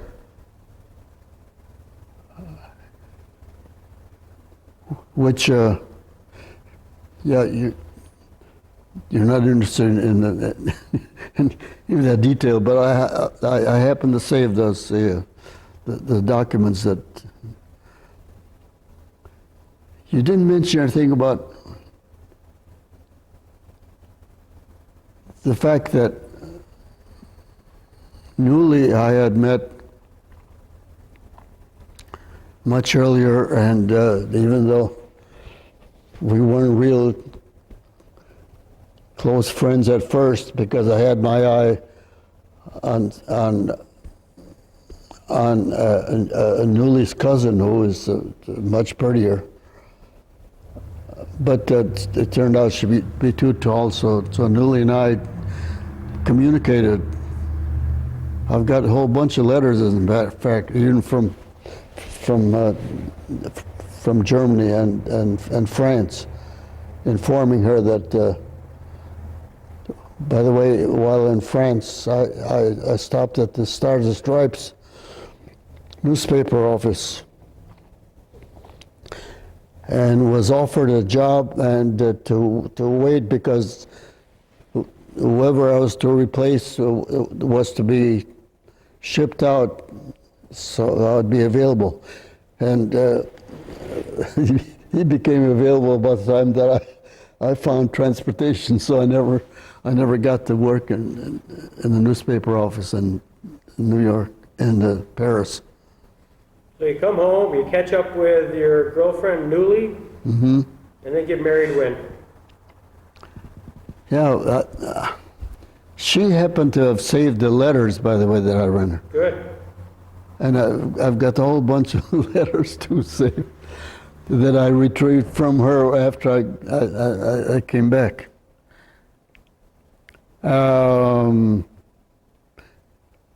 We got engaged on Mother's Day that year, and married on Father's Day. No kidding. How many children, Terry? 4. 4 kids. And who are they? David, John, Terry Jr., and Barbara. David and John are now in Nashville after 15, 20 years in advertising business in Akron, Ohio.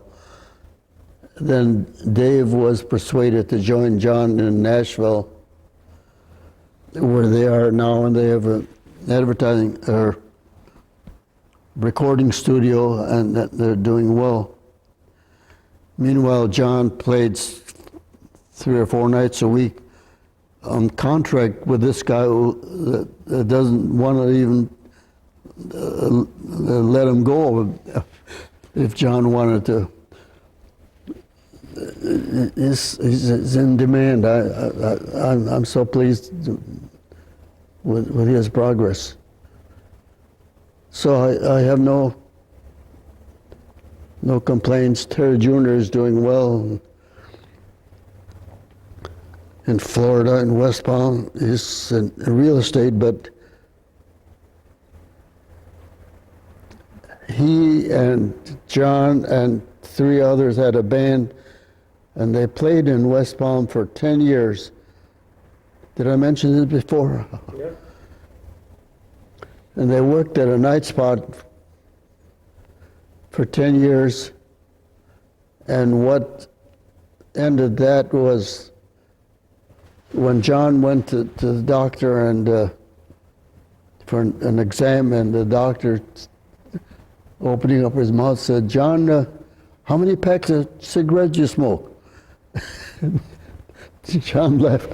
He said, "Doctor, I don't smoke." "What do you mean? Are you sure you're talking to the right guy?" Can you imagine in that many years of smoke, of playing indoors 4 nights a week? It was equivalent to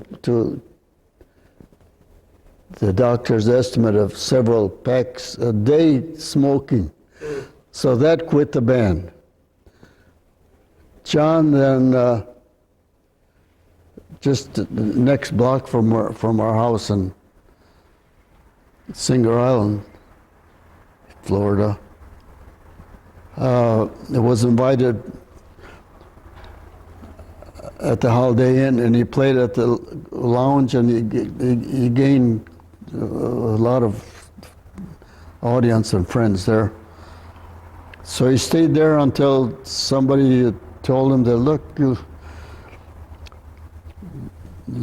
ought to try Nashville." So after about 10 years at the Holiday Inn, he switched to Nashville, where he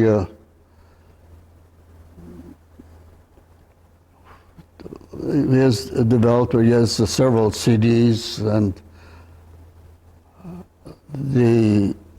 anybody listening to his record, I'll have to give you one. See if you agree with most of the people that say that he is, in fact, in addition to creating his own songs, he is accused of sounding just like Frank Sinatra. And when you listen to one of these, you'll probably agree that anyways, he has no problems. He's got so many friends that just last week, one of his friends had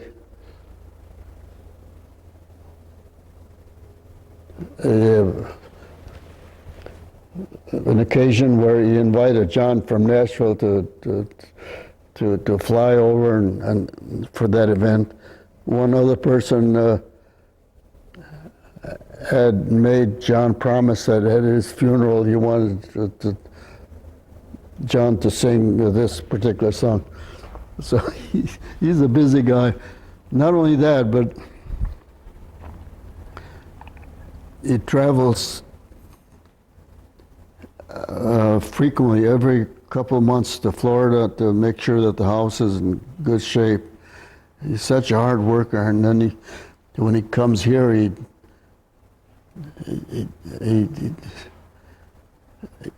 can't do enough for us. So what I'm trying to say is that we're blessed with kids that think enough out of us, that not a day goes by that they don't call to find out if we're still okay. That's terrific. Well, that's a legacy to you and your wife. Obviously, they feel a real tenderness, a love. It's family. That is the definition of family. And You're right. I'm sure you can probably say the same of your family, I hope. oh, I hope so. Yeah. I hope so. Well, thank you, Terry. This has been terrific. You're welcome.